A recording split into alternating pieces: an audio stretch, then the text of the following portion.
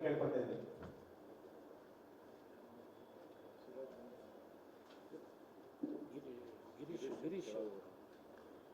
Sharavati pump storage project ಅಂತ project ಬಗ್ಗೆ KPC ಅವರು ಲಾಸ್ಟ್ ಮಂತ್ 27ನೇ ತಾರೀಕು ಅಕ್ಟೋಬರ್ 27, 2025 ಪತ್ರಿಕಾಗೋಷ್ಠಿ ಕರೆದಿದ್ದಾರೆ.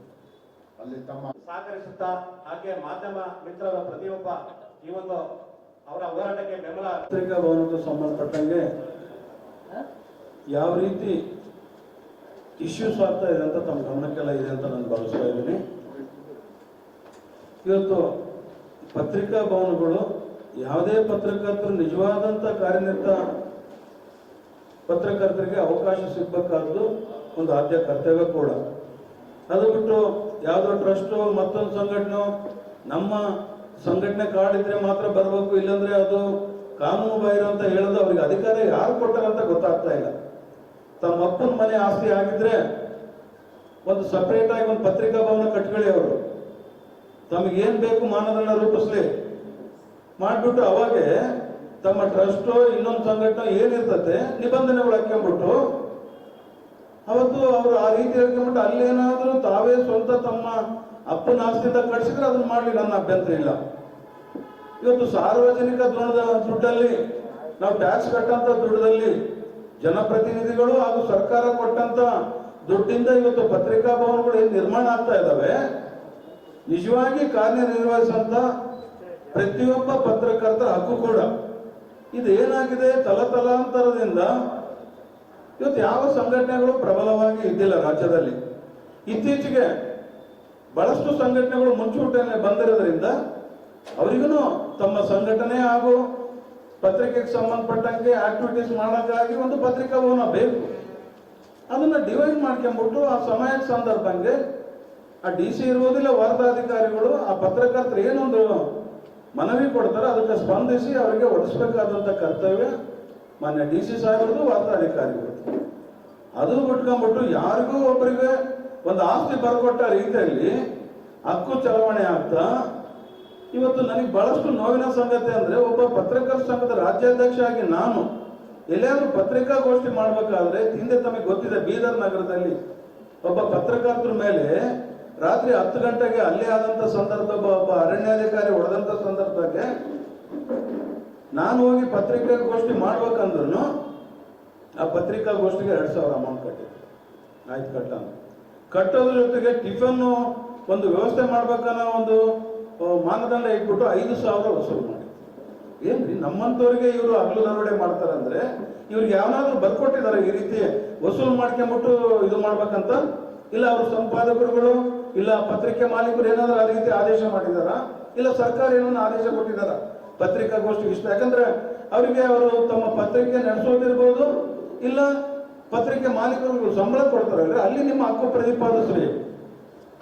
ಬಡವರು ನೊಂದಂತವ್ರ ಪರವಾಗಿ ದುಡ್ಡು ವಸೂಲುಗಳು ಮಾಡ್ತಾ ಅವ್ರ ರಕ್ತ ಆಗಿರ್ತಾ ಇವತ್ತು ಪತ್ರಿಕಾಗೋಷ್ಠಿ ಮಾಡ್ತಾ ನಮ್ಮ ಮಾಧ್ಯಮದಲ್ಲಿ ಮಾಫಿಯಾ ಮಾಡೋಂಥದ್ದು ಸರಿಯಲ್ಲ ಅಂತ ಈ ಸಂದರ್ಭದಲ್ಲಿ ನೇರವಾಗಿ ರಾಜ್ಯದ ಪತ್ರಕರ್ತರಿಗೆ ಎಚ್ಚರಿಕೆ ಕೊಡ್ತಾ ಇದ್ದೀನಿ ನಾನು.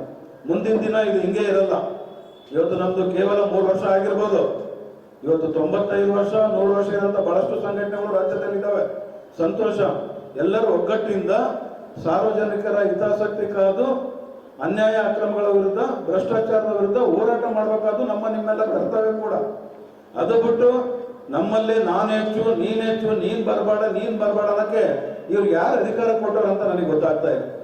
ಅದಕ್ಕೆ ಈ ಪತ್ರಿಕಾಗೋಷ್ಠಿ ಮುಖಾಂತರ ನಾನು ಎಚ್ಚರಿಕೆ ಕೊಡ್ತಾ ಇದ್ದೀನಿ. ಜೊತೆಗೆ ನಮ್ಮ ಪತ್ರಕರ್ತರನ್ನ ಎಲ್ಲರನ್ನ ಸಮಾನ ದೃಷ್ಟಿಯಿಂದ ಕಾಣಿ. ಇವತ್ತು ದೊಡ್ಡ ದೊಡ್ಡ ಚಾನಲ್ಗಳು ಇರ್ಬೋದು, ಇಲ್ಲ ದೊಡ್ಡ ದೊಡ್ಡ ದಿನಪತ್ರಿಕೆಗಳು ಇರ್ಬೋದು, ಇಲ್ಲ ಜಿಲ್ಲಾ ಮಟ್ಟದ ಇರ್ಬೋದು, ಸ್ಥಳೀಯ ಪತ್ರಕರ್ತರು, ಎಲ್ಲ ಪತ್ರಕರ್ತರು ಒಂದೇ. ಎಲ್ಲರಿಗೂ ನಮಗೆ ಮಾನದಂಡ ಸಿಗೋದು ನಮಗೆ ನವದೆಹಲಿಯಿಂದ RNI ಸಂಸ್ಥೆ ಇವತ್ತು PRGI ಆಗಿದೆ, ಅಲ್ಲಿಂದ ನಮಗೆ ಲೈಸೆನ್ಸ್ ಬಂದ್ರೆ ಮಾತ್ರ ನಾವು ಅಧಿಕೃತವಾಗಿ ಪತ್ರಕರ್ತರು ಸಂಪಾದಕರು ಅಂತ ಆಗ್ತೀವಿ. ನಮ್ ಬರಂತ ಸಂಚಿಕೆಗಳ ಅನುಗುಣವಾಗಿ ನಿಜವಾದ ನಾವು ಪತ್ರಕರ್ತರು ಅಲ್ಲ ಅಂತ ಜನ ನಾವಿಗೆ ನಮ್ಮ ಆತ್ಮಸಾಕ್ಷಿಗೆ ಗೊತ್ತಾಗುತ್ತೆ. ಅದು ಬಿಟ್ಟು ಯಾರೋ ಸರ್ಟಿಫಿಕೇಟ್ ಕೊಟ್ಬಿಟ್ಟು ನಮ್ಮ ನಾಡಕ್ಕೆ ಅವ್ರಿಗೆ ಅಧಿಕಾರ ಯಾವನೋ ಕೊಟ್ಟಿಲ್ಲ, DC ಕೊಟ್ಟಿಲ್ಲ, RNI ಕೊಟ್ಟಿಲ್ಲ, ಮತ್ತೊಂದು ಕೊಟ್ಟಿಲ್ಲ. ನಮ್ಮ ಪತ್ರಕರ್ತರು ಏನಾದ್ರು ಪ್ರಶ್ನೆ ಮಾಡ್ಬೇಕಾದ್ರೆ DC ಅವ್ರು ಮಾಡ್ಲಿ, ಅವ್ರಿಗೆ ಹಕ್ಕಿದೆ. ಅವ್ರಿಗೆ ಇವತ್ತು ಡಿಕ್ಲರೇಷನ್ ಕೊಡೋದಿರ್ಬೋದು, PRGI ಕಳ್ಸೋದಿರ್ಬೋದು, ಅವ್ರಿಗೆ ಹಕ್ಕಿದೆ. ಅದಕ್ಕೆ ನಂದು ಎರಡನೇ ಮಾತಿಲ್ಲ. ಜೊತೆಗೆ ನಾವೇನಾದ್ರು ತಪ್ಪು ಮಾಡಿದ್ರೆ PRG ಅವರು ಇವತ್ತಿದ್ದಾರೆ, ಅವ್ರು ಪ್ರಶ್ನೆ ಮಾಡಲಿ. ಕಂಡ್ಕೊಂಡವ್ರು ಯಾವನ್ರಿ ಕೇಳಕ್ಕೆ? ನೀನ್ ಪತ್ರಕರ್ತ ಅಲ್ಲ, ನೀನ್ ನೋಡ್ಬಿಟ್ಟು ನಾವು ಕೊಡ್ತೀವಿ. ಇವನಿಗೆ ಅವನ ಅಧಿಕಾರ ಕೊಟ್ಟವನು? ನೀನು ಟ್ರಸ್ಟ್ ಇನ್ನೊಂದು ಮಾಡ್ಕೊಂಡಿದ್ರೆ ನಿನ್ ಮನೆಗೆ ಮಾಡ್ಕೋ, ಇಲ್ಲ ನಿಮ್ ಮನೆ ನಿಮ್ಮ ಅಪ್ಪನ ಆಸ್ತಿ ಇತ್ತಂತಂದ್ರೆ ನೀನೊಂದು ಪತ್ರಿಕಾ ಭವನ ಮಾಡ್ಕೋ. ನಿನ್ನ ಸ್ವಂತ ಆಸ್ತಿನಾಗೆ ಮಾಡಿದ್ರೆಗಿನ ನೀನ್ ನಿಬಂಧನೆ ಹಾಕು, ನಾನು ಒಪ್ತೀನಿ. ಅದು ಬಿಟ್ಟು ಸಾರ್ವಜನಿಕರು ಇಲ್ಲ ನಮ್ಮ ಟ್ಯಾಕ್ಸ್ ಇಂದ ಜನಪ್ರತಿನಿಧಿಗಳಿಂದ ಏನ್ ಕಟ್ಟಿರ್ತಾರೆ ಪತ್ರಿಕಾ ಭವನಗಳಿಗೆ, ಇದು ಒಳ್ಳೆ ಬೆಳವಣಿಗೆ ಅಲ್ಲ ಅಂತ ಈ ಮುಖಾಂತರ ನಾನು ಇಡೀ ರಾಜ್ಯದಲ್ಲಿ ಏನು ಮರೀತಾ ಇದ್ದಾರೆ ಅವ್ರಿಗೆಲ್ಲರೂ ಹೇಳಕ್ಕೆ ನಾನು ಇಷ್ಟಪಡ್ತಾ ಇದ್ದೀನಿ. ಬಹಳಷ್ಟು ಕಡೆ ಸರ್ಕಾರ ಸ್ವಾಮ್ಯದಲ್ಲಿ ಪತ್ರಿಕಾ ಭವನಗಳು ಏನಿದಾವಲ್ಲ, ಎಲ್ಲ ಕಡೆ ಬಹಳಷ್ಟು ಕಡೆ ಬೋರ್ಡ್ಗಳು ಹಾಕ್ಬಿಟ್ಟಿದ್ದಾರೆ ನಮ್ಮ ಆಸ್ತಿ ತರ. ಅದು ಹೋಗ್ಲಾಡ್ಬೇಕು. ಅದನ್ನ ನಾನು CS ಹತ್ರನು ಒಂದು ಮನವಿ ಸಲ್ಲಿಸ್ಬಿಟ್ಟು ಅವ್ರನ್ನು ನಾನು ಹೈಕೋರ್ಟ್ ರಿಟ್ ಪಿಟಿಷನ್ ಮುಖಾಂತರ ಕರಿತೀನಿ ಮುಂದಿನ ದಿನ. ಎಲ್ಲ ಕಡೆ ಸರ್ಕಾರಿ ಪತ್ರಿಕಾ ಭವನ ಅಂತ ಮುಂದಿನ ದಿನ ಹಾಗೆ ಆಗ್ಬೇಕು. ಅಲ್ಲಿವರೆಗೆ ಹೋರಾಟ ನಿಲ್ಲಿಸಲ್ಲ. ಪ್ರತಿಯೊಬ್ಬ ಪತ್ರಕರ್ತರು ಯಾರಿದ್ದಾರೆ ನೈಜವಾಗಿ ಕಾರ್ಯನಿರ್ವಹಿಸಿದಂತ ಪತ್ರಕರ್ತರು, ಆರನೇ ಹೊಂದಿದಂತ ನಿರಂತರ ಸಂಚಿಕೆ ಬರಂತ ಪ್ರತಿಯೊಬ್ಬರು ಪತ್ರಕರ್ತರು, ಅವ್ರು ಯಾವುದೇ ರೀತಿಯಿಂದ ದಿನಪತ್ರಿಕೆ ಆಗಿರ್ಬೋದು, ವಾರ ಆಗಿರ್ಬೋದು, ಪಾಕ್ಷಿಕ ಆಗಿರ್ಬೋದು, ಮಾಸಿಕ ಆಗಿರ್ಬೋದು, ಚಾನೆಲ್ಗಳು ಆಗಿರ್ಬೋದು, ಅಧಿಕೃತವಾಗಿ ಪಡೆದಂತ ಯೂಟ್ಯೂಬ್ ವೆಬ್ಸೈಟ್ ಆಗಿರ್ಬೋದು, ಎಲ್ಲರೂ ಪತ್ರಕರ್ತರೇ. ಇವತ್ತು ಮುಖ್ಯಮಂತ್ರಿ ಆದಿಯಾಗಿ ಪ್ರಧಾನಮಂತ್ರಿ ಆಗಿ ಇವತ್ತು ಯೂಟ್ಯೂಬರ್ಸ್ ಇರ್ಬೋದು, ವೆಬ್ಸೈಟ್ ಎಲ್ಲರೂ ಪತ್ರಕರ್ತ ಅಂತ ಕನ್ಸಿಡರ್ ಮಾಡಿದ್ದಾರೆ. ಅನೇಕ ರೀತಿಯಿಂದ ಅವರಿಗೂ ಸವಲತ್ತು ಸಿಗ್ತಾ ಇದಾವೆ. ಇಂಥ ಸಂದರ್ಭದಲ್ಲಿ ನಾವು ನೀವಲ್ಲ ನಾವೆಲ್ಲ ಏನು ಹಳೇದೊಂದಿತ್ತು, ಅಜ್ಜ ಹಾಕಿದ ಆದ ಮರ ಅಂತ ನೇಣು ಹಾಕಿದ್ರು, ಆ ಪರಿಸ್ಥಿತಿ ಇವತ್ತಿಲ್ಲ. ದಯಮಾಡಿ ಅದರಿಂದ ಹೊರಗಡೆ ಬನ್ನಿ ಪತ್ರಕರ್ತರೆ. ಆ ರೀತಿ ಡಿಕ್ಟೇಟರ್ಶಿಪ್ ಇರೋಂಥ ಪತ್ರಕರ್ತರು ಆ ಒಂದು ಕಣ್ಣಿನ ಪೊರೆ ಕಿತ್ತಿ ಹೋಗೋದು ಬರ್ಬೇಕಿಲ್ಲ. ಅಂದ್ರೆ ಮುಂದಿನ ದಿನ ನಾವು ಪತ್ರಕರ್ತರೆಲ್ಲ ಪಾಠ ಕಲಿಸಂತ ಪಾಠ ಬರ್ತದಂತ ಈ ಸಂದರ್ಭದಲ್ಲಿ ಹೇಳ್ತಾ, ಇತ್ತೀಚೆಗೆ ದಿನಾಂಕ 27/10 ಏನೋ ಒಂದು ಪತ್ರಿಕಾಗೋಷ್ಠಿ ನಡೀತಾ ಇತ್ತು. ಸುಗಮವಾಗಿ ಶಾಂತಿಯುತವಾಗಿ ನಡೆಯಂತ ಪತ್ರಕರ್ತರಲ್ಲಿ ಕೆಲವರು ಗಲಾಟೆ ಮಾಡ್ಬೇಕಂತ ಉದ್ದೇಶದಿಂದನೇ ಬಂದು ಇಲ್ಲಿದ್ದೆಲ್ಲ ಗೊಂದಲ ಸೃಷ್ಟಿ ಮಾಡಿದ್ದೆಲ್ಲ ಇಡೀ ನಮ್ಮ ಶಿವಮೊಗ್ಗ ನಗರದಲ್ಲಿ ಗೊತ್ತಿದೆ. ಅವತ್ತು ಯಾರು ಮಾಡಿದ್ದಾರೆ, ಅವ್ರ ಟ್ರಸ್ಟ್ ಅಧ್ಯಕ್ಷ ಇರ್ಬೋದು, ಅಲ್ಲಿರಂತ ಅವ್ರ ರಿಪೋರ್ಟ್ ಇರ್ಬೋದು. ದಯಮಾಡಿ ಇವತ್ತು ಕಾನೂನು ಪಾಲನೆ ಮಾಡಂತ ಅಧಿಕಾರಿಗಳು ಪ್ಲಸ್ ಟೀಚರು ಇದನ್ನ ಸಾಕ್ಷಿ ಸಮೇತ ಎಲ್ಲ ನಾವು ಎವಿಡೆನ್ಸ್ ಕೊಟ್ಟಿದ್ದೀವಿ. ದಯಮಾಡಿ ಅವ್ರ ಮೇಲೆ ಕ್ರಮಕ್ಕೆ ಮುಂದಾಗಬೇಕಂತ ಈ ಸಂದರ್ಭದಲ್ಲಿ ನೇರವಾಗಿ ಜಿಲ್ಲಾಡಳಿತಕ್ಕೆ ನಾನು ಮನವಿ ಮಾಡ್ತಾ ಇದ್ದೀನಿ. ಜೊತೆಗೆ ಈ ತಿಂಗಳು 20 ಒಳಗಡೆ ನಾವೇನ್ ಕೇಳಿದ್ದೀವಿ ಅವ್ರ ಮೇಲೆ ಒಂದು FIR ಆಗ್ಬೇಕು. ಜೊತೆಗೆ ಪತ್ರಿಕಾ ಭವನ ಈಗಾಗಲೇ ನಿವೃತ್ತ ನಮ್ಮ ನ್ಯಾಯಾಧೀಶರಿಂದ ಜಿಲ್ಲಾಧಿಕಾರಿಗಳು ಆದೇಶ ಮಾಡಿ ಇವತ್ತೇನು ತನಿಖಾ ವರದಿ ಬಂದಿದೆ ಅಲ್ಲಿ ಸ್ಪಷ್ಟವಾಗಿ ಹೇಳಿದ್ದಾರೆ, ಇದು ಸರ್ಕಾರ ಸ್ವಾಮ್ಯದ್ದು, ಇದು ಪತ್ರಿಕಾ ಭವನ ಯಾವುದೇ ಟ್ರಸ್ಟಿಗೆ ಒಳಪಟ್ಟಿಲ್ಲ ಅಂತ ಸ್ಪಷ್ಟವಾಗಿ ಈಗ ಆಲ್ರೆಡಿ ನಿವೃತ್ತ ನ್ಯಾಯಾಧೀಶರು ವರದಿ ಕೊಟ್ಟಿದ್ದಾರೆ. ಆ ವರದಿ ಅನ್ವಯ ಮಾನ್ಯ ಜಿಲ್ಲಾಧಿಕಾರಿಗಳು ಈ ಕೂಡಲೇ ಎಚ್ಚೆತ್ತುಕೊಂಡು ಸರ್ಕಾರಿ ಪತ್ರಿಕಾ ಭವನ ಅಂತ ಹಾಕೊಂಡು ಎಲ್ಲ ಪತ್ರಕರ್ತರಿಗೆ ಕೊಡಿ. ಒಂದೇ ಸಂಘಟನೆಗೆ ಮೀಸಲಲ್ಲ, ನಾವು ಅದು ಕೇಳಕ್ ಹೋಗಲ್ಲ. ಇದನ್ನು ಮಾಡಲೇಬೇಕು ಜಿಲ್ಲಾ ಅಧಿಕಾರಿಗಳು. ಒಂದು ವೇಳೆ ಮಾಡದೇ ಇದ್ರೆ ಇದೇ ತಿಂಗಳು 20ನೇ ತಾರೀಕಿಗೆ ಇಡೀ ನಮ್ಮ ರಾಜ್ಯಾದ್ಯಂತ ಇರುವಂತ ನಮ್ಮ ಕಾನಿಪ ಧ್ವನಿ ಪದಾಧಿಕಾರಿಗಳು ಜೊತೆಗೆ ನಮ್ಮ ಸದಸ್ಯರುಗಳೆಲ್ಲ ಒಟ್ಟುಗೂಡಿ ಅಹೋರಾತ್ರಿ ಧರಣಿ ಮಾಡ್ಬೇಕಾಗ್ತದಂತ ಈ ಸಂದರ್ಭದಲ್ಲಿ ನೇರವಾಗಿ ಈ ಪತ್ರಿಕಾಗೋಷ್ಠಿಯ ಮುಖಾಂತರ ಜಿಲ್ಲಾ ಅಧಿಕಾರಿಗಳಿಗೆ ಹಾಗೂ ಪೊಲೀಸ್ ವರಿಷ್ಠಾಧಿಕಾರಿಗಳಿಗೆ ಗಮನ ತರಕ್ಕೆ ನಾನು ಇಷ್ಟಪಡ್ತಾ ಇದ್ದೀನಿ.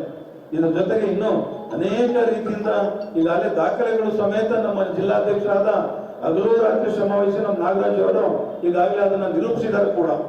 ದಾಖಲೆಗಳು ಸಮೇತ ಇದಾವೆ. ಒಂದು ಪತ್ರಿಕಾ ಭವನಕ್ಕೆ ಸಂಬಂಧಪಟ್ಟಂಗೆ ಅದಕ್ಕೆ ಫೈನಲ್ ಆಗಿ ಅಧಿಕಾರಿಗಳಂತದ್ದು ಅದಕ್ಕೆ ನ್ಯಾಯ ನಿರ್ಣಯ ಮಾಡೋಂಥದ್ದು ಜಿಲ್ಲಾಧಿಕಾರಿ ಅಂತ ಸ್ಪಷ್ಟವಾಗಿ ನಮ್ಮಲ್ಲಿ ಕಾನೂನು ಏನಿದಾವೆ ಆದೇಶ ಕಾಪಿಗಳಿದಾವೆ. ನಿಮ್ಮನ್ನ ನಾನು ಆದೇಶ ನೋಡ್ಕೊಂಡ್ಬಿಟ್ಟು ಮುಂದುವರಿಬೇಕಂತ ನಾನು ಈ ಸಂದರ್ಭದಲ್ಲಿ ಹೇಳ್ತೇನೆ. ಒಂದು ವೇಳೆಗೆ ನೀವೇನಾದ್ರೂ ಡ್ಯೂಟಿ ಆಫ್ ನೆಗ್ಲೆಕ್ಟ್ ಏನಾದ್ರು ಮಾಡಿದ್ರೆ ಇಷ್ಟೆಲ್ಲ ದಾಖಲೆಗಳು ಸಮೇತ ಇದ್ದಂತ ಸಂದರ್ಭದಲ್ಲಿ ನಿಮ್ಮ ವಿರುದ್ಧ ಖಚಿತವಾಗಿ ಹೈಕೋರ್ಟ್ ಅಲ್ಲಿ ರಿಟ್ ಪಿಟಿಷನ್ ಫೈಲ್ ಆಗುತ್ತೆ. ನಿಜವಾಗಿ ನಿಮಗೆ ಒಂದು ಪಾಠ ಅಂತೂ ನಾವು ಕಾನಿಪದವರಿಂದ ಕಲಿಸ್ತೀವಿ. ಅದಕ್ಕೆ ಅವಕಾಶ ಮಾಡಿಕೊಡ್ಬೇಡಿ. ಹೋರಾಟಕ್ಕೆ ಹೆಚ್ಚಿನ ರೀತಿಯಾಗಿ ಅದನ್ನ ಇದು ಮಾಡಿ ನಿಮ್ಮ ಮರ್ಯಾದೆನ ನೀವು ಹಾಳು ಮಾಡ್ಕೋಬೇಡಿ ಅಂತ ಈ ಸಂದರ್ಭದಲ್ಲಿ ಹೇಳ್ತಾ, ಪತ್ರಕರ್ತರಾದವರು ನಾವು ನ್ಯಾಯಸಮ್ಮತವಾಗಿ ಕೇಳ್ತಾ ಇದೀವಿ. ಇನ್ನು ಹೆಚ್ಚಿನ ವಿಚಾರಗಳನ್ನ ನಮ್ಮ ಜಿಲ್ಲಾಧ್ಯಕ್ಷರು ತಮ್ಮ ಮುಂದೆ ಹಂಚ್ಕೊಳ್ತಾರಂತ ಈ ಸಂದರ್ಭದಲ್ಲಿ ತಾವೆಲ್ಲ ಇವತ್ತು ಈ ಒಂದು ಅರ್ಥಪೂರ್ಣ ಪತ್ರಿಕಾಗೋಷ್ಠಿಗೆ ಬಂದು ಹಾಜರಿದ್ದು ಇವತ್ತೇನು ತಾವು ತಗೊಳ್ತಿದ್ರೆ ತಮಗೆಲ್ಲರಿಗೂ ನಾನು ಹೃದಯಪೂರ್ವಕ ನಮನಗಳನ್ನು ಸಲ್ಲಿಸ್ತಾ ನನ್ನ ಮಾತಿಗೆ ವಿರಾಮ ನೀಡ್ತಾ ಇದ್ದೀನಿ.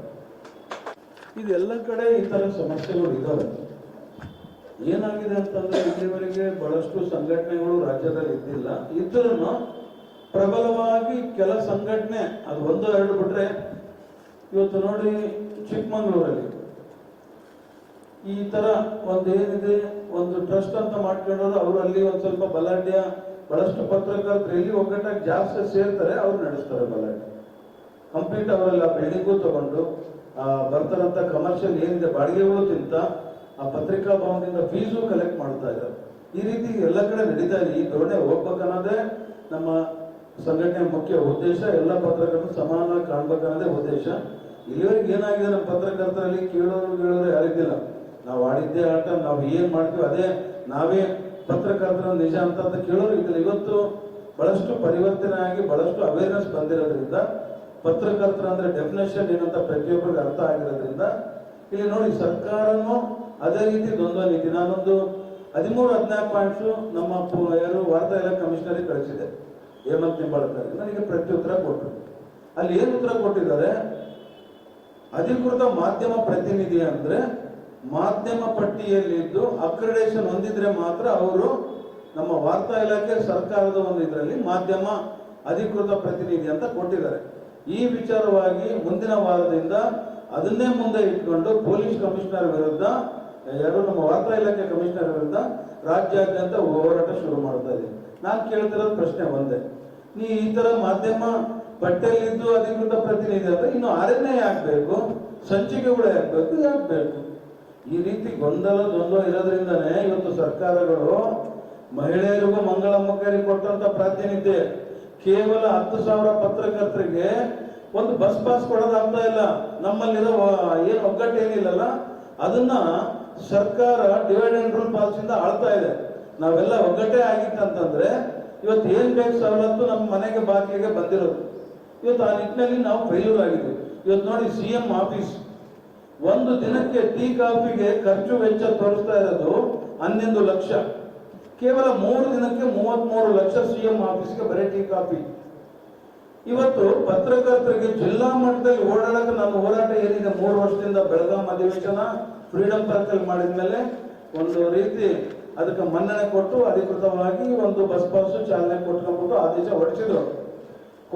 ಕೊಡದ ರೀತಿಯಲ್ಲಿ ನಮ್ಮ ಆಡು ಭಾಷೆಗೆ ನಾಯಿ ಮೊಬೈಲ್ ಜೇನು ಇಟ್ಟಿದೆ ಅಂತ ನಾವು ಹೇಳ್ತೀವಿ.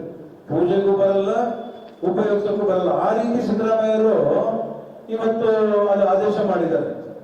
ನೋಡಿ, ಕೊಡಂತ ಇದಕ್ಕೆ ಬರೀ ಕೇವಲ ಜಿಲ್ಲಾ ಮಟ್ಟದಲ್ಲಿ ಅದು ನಾವು ಸಾರ್ವಜನಿಕ ಸರ್ಕಾರ ಮತ್ತೆ ಕೊಂಡೆಯಾಗಿ ಸೇತುವೆ ಮಾಡೋದು ನಮಗೆ ಅದಿಲ್ಲ. ಇಷ್ಟೆಲ್ಲ ನೋಡಿ, ಮಹಿಳೆಯರಿಗೆ ರಾಜ್ಯ ಪೂರ್ತಿ ಓಡಾಡೋದಕ್ಕೆ ಅದಕ್ಕೆ ಮಾನದಂಡ ಕೇವಲ ಆಧಾರ್ ಕಾರ್ಡ್. ನಮಗೆ ಮಾಧ್ಯಮ ಪಟ್ಟಿಯಲ್ಲಿ ಇರಬೇಕು, ಜೊತೆಗೆ 4 ವರ್ಷದ ಕಾಯಂ ನೇಮಕಾತಿ. ಏನ್ರಿ ಇದು? ಸಿದ್ದರಾಮಯ್ಯ 16 ಬಜೆಟ್ ಏನ್ ಸಿದ್ದರಾಮಯ್ಯರು ಏನ ಅವ್ರ ಅಪ್ಪನ ಮನೆಯಿಂದ ಕೊಡ್ತಾರೆ ನಮಗೆ? ಓಪನ್ ಆಗಿ ಕೇಳ್ತಾ ಇದ್ದೀನಿ ನಾನು ಈ ವಿಚಾರನ. ಇವತ್ತು ಸಿದ್ದರಾಮಯ್ಯ ಪತ್ರಕರ್ತರ ಪಾಲಿನ ರಾವಣ. 10 ತಲೆಗಳು ಇಟ್ಕೊಂಡು ಅನೇಕ ರೀತಿ ಸವಲತ್ತು ಕೊಟ್ಟಿರ್ಬೋದು ರಾಜ್ಯದಾಗೆ. ನಮ್ಮ ಪತ್ರಕರ್ತರಿಗೆ ಶಿಕ್ಷಣ ಭಾಗ್ಯ ಕೊಟ್ಟಿದ್ದಾನೆ. ಅದನ್ನ ಖಂಡಿಸಿ ಇನ್ನು 1 ತಿಂಗಳಲ್ಲಿ ಕೇಂದ್ರ ಸರ್ಕಾರಕ್ಕೂ ರಾಜ್ಯ ಸರ್ಕಾರಕ್ಕೂ ಒಂದು ಸುಪ್ರೀಂ ಕೋರ್ಟ್ ವಕೀಲರುಗಳ ಮುಖಾಂತರ ನೋಟಿಸ್ ಅನ್ನು ಮಾಡಿಸ್ತಾ ಇದ್ದೀನಿ. 1 ತಿಂಗಳಲ್ಲಿ ನನಗೆ ಉತ್ತರ ಬರಬೇಕು. ಪತ್ರಕರ್ತರ ರಕ್ಷಣಾ ಕಾಯ್ದೆ ಇರ್ಬೋದು, ಜೊತೆಗೆ ಅಕ್ರಿಡೇಷನ್ ಕಾರ್ಡ್. ಇವತ್ತು ನೋಡಿ, ನೆರೆಯ ಆಂಧ್ರ, ತೆಲಂಗಾಣ, ತಮಿಳುನಾಡು ಈ ಕಡೆ ಎಲ್ಲ 20,000 ಮೇಲ್ಪಟ್ಟ ಅಕ್ರಿಡೇಷನ್ ಕಾರ್ಡ್ಗಳು ಕೊಟ್ಟಿದ್ದಾರೆ. ಯಾರ್ಯಾರನ್ನ 6ನೇ ಪಡೆದಿದ್ದಾರೋ, ಯಾರ್ಯಾರ ನಿರಂತರ ಸಂಚಿಕೆಗಳು ಬರ್ತದೋ ಎಲ್ಲರಿಗೂ ಅಕ್ರಿಡೇಷನ್ ಕೊಟ್ಟಿದ್ದಾರೆ. ಜೊತೆಗೆ ಸವಲತ್ತುಗಳು ಆರಾಮಾಗಿ ಸಿಗ್ತಾ ಇದೆ. ಇನ್ನು ಅವ್ರ ಮನೆಗೆ ಏನನ್ನ ಕೊಡ್ತಾ ಇದ್ದಾರೆ ನೋಡಿ. ಆ ವಾರ್ತಾ ಇಲಾಖೆ ಅಧಿಕಾರಿಗಳೇ ಅಕ್ರಿಡೇಷನ್ ಕಾರ್ಡ್ ಪಡೆದು ಇವತ್ತು ಬಸ್ಸಲ್ಲಿ ಓಡಾಡ್ತಾರೆ. ಕಮಿಷನರ್ ಅವ್ರಿಗೆ ಏನ್ ಬೇಕು ಇವೆಲ್ಲ ಅಕ್ರಿಡೇಷನ್ ಕಾರ್ಡ್ಗಳು? ಇವಾಗ ಅವ್ರಿಗೇನು ನೇಮಕಾತಿ ಆದೇಶ ಇದನ್ನ ಮಾಧ್ಯಮ ಪಟ್ಟಿಯಲ್ಲಿ ಇದಾರ? ಇದನ್ನೆಲ್ಲ ಪ್ರಶ್ನೆ ಮಾಡ್ತೀವಿ. ಆಲ್ರೆಡಿ ತಗೊಂಡ್ರೆ ಹಿಂದೆ ನೋಡಿ, ಫ್ರೀಲಾನ್ಸ್ ಅಕ್ರಿಡೇಷನ್ ನಿವೃತ್ತಿಯಾದಂತ 60 ವರ್ಷ ಹೊಂದಿದಂತ ಪತ್ರಕರ್ತರಿಗೆ ಕೊಡ್ಬೇಕಂತ ಕಾನೂನು. ಅದನ್ನು ಮೀರಿ ಇವತ್ತು ವಾರ್ತಾ ಇಲಾಖೆ ಮಹೇಶ್ ಜೋಶಿ ಅಂತ ಕೊಟ್ಟಿದ್ದಾರೆ. ಸ್ವಲ್ಪ BV ಮಲ್ಲಿಕಾರ್ಜುನಯ್ಯ ಕನ್ನಡಪ್ರಭದಲ್ಲಿ ಸುದ್ದಿ ಸಂಪಾದಕರ ಜೊತೆಗೆ ಒಬ್ಬ ಪ್ರಿಂಟರ್ ಅವರು ಮಾಲೀಕರು ಅಂತವರಿಗೆ ಫ್ರೀಲಾನ್ಸ್ ಅಕ್ರಿಡೇಷನ್ ಎಲ್ಲ ದಾಖಲೆಗಳು ಸಮೇತ ನಾನು ಪಡೆದಿದ್ದೀನಿ. ಇವತ್ತು ಸಂಘಟನೆ ಕಟ್ಟಾಗಿ ನನಗೆ 3 ವರ್ಷ ಆಗಿದೆ. ಇವತ್ತು ಎಲ್ಲ ಹುಡುಗಗಳೆಲ್ಲ ಈಗಾಗಲೇ ಮಾಹಿತಿ ಹಕ್ಕಿಯಿಂದ ಸುಮಾರು ರೆಕಾರ್ಡ್ ನನ್ನ ಹತ್ರ ಈಗಾಗಲೇ ಶೇಖರಣೆ ಆಗಿದೆ. ಮುಂದಿನ ದಿನದಲ್ಲಿ ಭಾರಿ ದೊಡ್ಡ ಮಟ್ಟದ ಕಾನೂನು ಸಮರ ಹೋರಾಟ ನಡೀತಾ ಇದೆ. ಬಕೆಟ್ ಇದಂತ ಕೆಲಸ ನಾವು ಪತ್ರಕರ್ತರ ಸಂಘಟನೆಗಳು ಬೇಡ. ಪತ್ರಕರ್ತರ ಆಶಯಗಳ ಸಮಾಧಿಗಳ ಮೇಲೆ ನಾವು ಮುಖಂಡರುಗಳಾದರೂ ಆ ಒಂದು ರೀತಿಯಲ್ಲಿ ಹೋಗ್ಲಾರ್ದೇನೆ ಇವತ್ತು ನಾವೆಲ್ಲ ಒಗ್ಗಟ್ಟಾಗಿ ಒಂದಲ್ಲ ನಾಳೆ ನಮಗೆ ಖಂಡಿತ ಮೂಲಭೂತ ಖಂಡಿತ ಸಿಕ್ಕೇ ಸಿಗ್ತಕ್ಕಂಥ ಈ ಸಂದರ್ಭದಲ್ಲಿ ನಾನು ಹೇಳಕ್ ಇಷ್ಟಪಡ್ತಾ ಇದ್ದೀನಿ ಸರ್.